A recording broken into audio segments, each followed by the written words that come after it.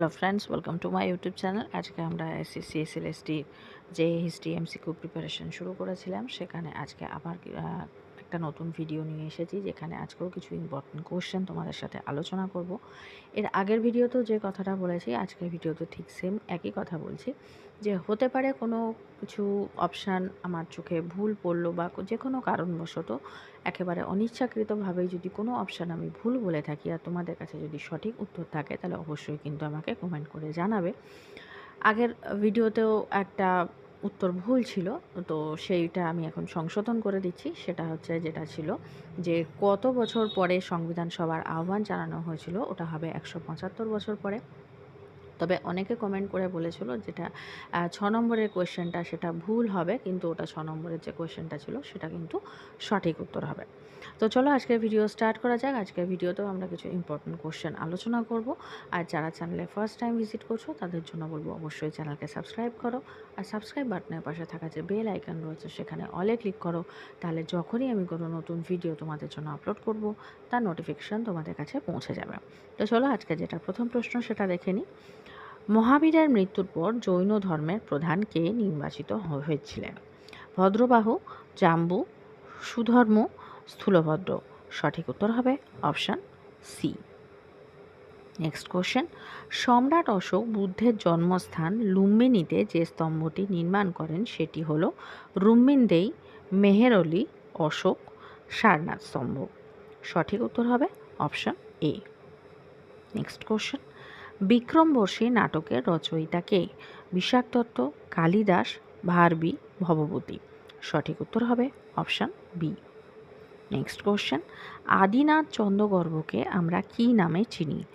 সোড্ডল, উমাপতিধর, অতীশ দীপঙ্কর, জয়দেব। সঠিক উত্তর হবে অপশান সি। Next question. প্রদ্যুনেশ্বর শিব মন্দির কে প্রতিষ্ঠা করেন? বল্লাল সেন, লক্ষণ সেন, সামন্ত সেন, বিজয় সেন। সঠিক উত্তর হবে অপশান ডি।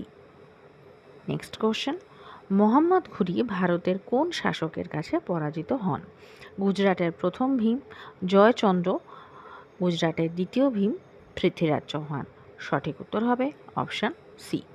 এবার অনেকের প্রশ্ন হতে পারে যে পৃথ্বীরাজ চৌহানের কাছে তো প্রথম তরাইনের যুদ্ধে মোহাম্মদ ঘুরি পরাজিত হয়েছিলেন, কিন্তু এখানে কোন শাসকের কাছে পরাজিত হন বলতে যেটা বোঝানো হয়েছে, যে কারণ পৃথ্বীরাজ চৌহানকে তরাইনের প্রথম যুদ্ধে পরাজিত করলেও দ্বিতীয় যুদ্ধে পৃথ্বীরাজ চৌহান পরাজিত হয়েছিলেন, কিন্তু গুজরাটের দ্বিতীয় ভীমের কাছে, অ্যাকচুয়ালি যুদ্ধটা প্রথমে হয়েছিল গুজরাটের প্রথম ভীমের সাথে, পরবর্তীকালে মানে যুদ্ধের মাঝেই তার মৃত্যু হওয়ার পরে পরে গুজরাট তার ভাইয়ের সঙ্গে যুদ্ধ হয় এবং সেখানে কিন্তু চূড়ান্তভাবে মোহাম্মদ ঘুরি পরাজিত হন।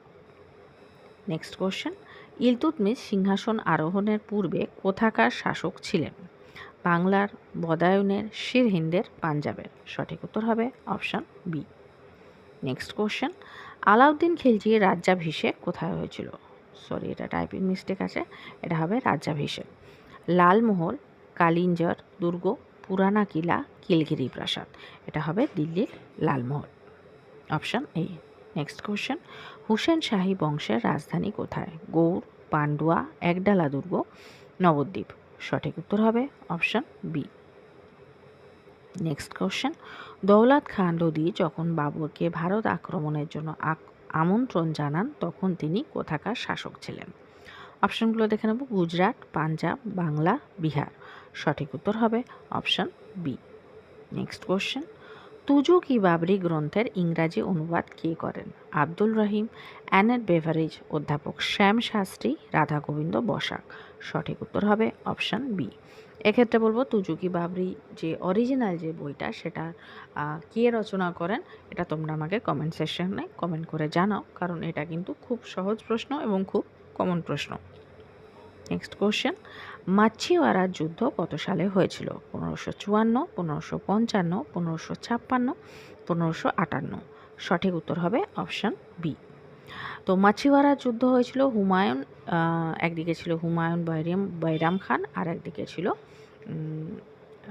নাসিব খান, তাতার খান, এবং সেক্ষেত্রে হুমায়ুন এতে জয়লাভ করেছিলেন। Next question. শের শাহ প্রবর্তিত স্বর্ণ মুদ্রার নাম কি? আশরাফি, দাম, রুপি, জিতাল। সঠিক উত্তর হবে অপশান এ আশরাফি বা মোহর, যেটা বলবে অপশানে যেটা থাকবে সেটাই হবে সঠিক উত্তর, দুটোই ঠিক। নেক্সট কোশ্চেন, মেহেজারনামার রচয়িতা কে? আবুল ফজল, ফৈজি, শেখ মুবারক শাহ, বদায়ুনি। সঠিক উত্তর হবে অপশান বি। নেক্সট কোশ্চেন, অরঙ্গজেবের সমাধি বর্তমানে কোথায় আছে? আহমদনগর, খুলনাবাদ, ঔরঙ্গাবাদ, দোহাত। সঠিক উত্তর হবে অপশান সি। নেক্সট কোশ্চেন, তাজমহলে কোরআন খোদাইয়ের কাজ কে করেন? আমানত খাঁ, ইসমাইল খাঁ, ঈশা খাঁ, রানমল। সঠিক উত্তর হবে অপশান এ। নেক্সট কোশ্চেন, ডান্ডি মার্চকে নীরব তীর্থযাত্রা বলে কে উল্লেখ করেন? সরোজিনী নাইডু, জওহরলাল নেহেরু, সর্দার বল্লভভাই প্যাটেল, গান্ধীজি। সঠিক উত্তর হবে অপশান বি। নেক্সট কোশ্চেন, প্রাচীন সৌধ বা স্থাপত্য আইন কার আমলে পাশ হয়? Lord Curzon, Lord Canning, Lord Dalhousie, Lord Bentinck. সঠিক উত্তর হবে option A. Next question, Bhagat সিংয়ের মৃত্যুর পর নওজওয়ান ভারত সভা কে পরিচালনা করেন? গান্ধীজি, জওহরলাল নেহেরু, সুভাষচন্দ্র বসু, চন্দ্রশেখর আজাদ।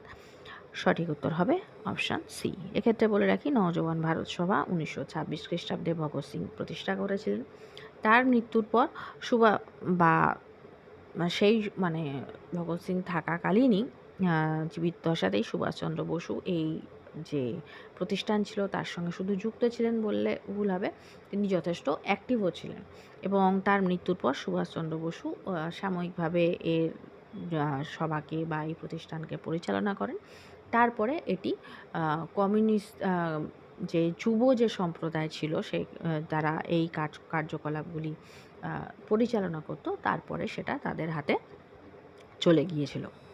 নেক্সট কোশ্চেন, প্রথম গোল টেবিল বৈঠকের উদ্বোধন কে করেন? মাউন্টব্যাটেন, পঞ্চম George, McDonald, Churchill.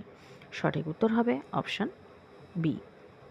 Next question, Khudiram বসুর ফাঁসি কোন ভাইসরয়ের আমলে হয়? প্রথম মিন্টো, দ্বিতীয় মিন্টো, প্রথম হার্ডিঞ্জ, দ্বিতীয় হার্ডিঞ্জ। সঠিক উত্তর হবে অপশান বি। নেক্সট কোশ্চেন, বেসিনের সন্ধি হয়েছিল কবে? 28শে ডিসেম্বর 1802, 29শে ডিসেম্বর 1802, 30শে ডিসেম্বর 1802, 31শে ডিসেম্বর 1802। এটা তো জানা যায় যে বেসিনের সন্ধি হয়েছিল 1802 খ্রিস্টাব্দে। ডেটটা কবে ছিল সেটা হবে option D, 31 December. Next question, Sabujpatra পত্রিকার সম্পাদক কে? প্রমথনাথ চৌধুরী, অমিতাভ চৌধুরী, রবীন্দ্রনাথ ঠাকুর, রাজা রামমোহন রায়। সঠিক উত্তর হবে অপশান এ। নেক্সট কোশ্চেন, জাতীয় কংগ্রেসের কোন অধিবেশনে প্রথম জনগণ মন গানটি গাওয়া হয়? লখনৌ, কলকাতা, রামগড়, কানপুর। সঠিক উত্তর হবে অপশান বি। আজকে যেটা লাস্ট প্রশ্ন সেটা হচ্ছে, নৌ বিদ্রোহের পরিসমাপ্তি হয় কার মধ্যস্থতায়? গান্ধীজি, জওহরলাল নেহেরু, সর্দার বল্লভভাই প্যাটেল, রাজা গোপালাচারী। সঠিক উত্তর হবে অপশান সি। তো আজকের ভিডিও এই পর্যন্তই। যদি ভিডিও ভালো লেগে থাকে তাহলে অবশ্যই ভিডিওকে একটা লাইক করো। যারা চ্যানেলে নতুন, চ্যানেলকে সাবস্ক্রাইব করো। আর সাবস্ক্রাইব বাটনের পাশে থাকা যে বেল আইকন রয়েছে সেখানে অলে ক্লিক করো। তাহলে যখনই আমি কোনো নতুন ভিডিও তোমাদের জন্য আপলোড করব তার নোটিফিকেশান তোমাদের কাছে পৌঁছে যাবে।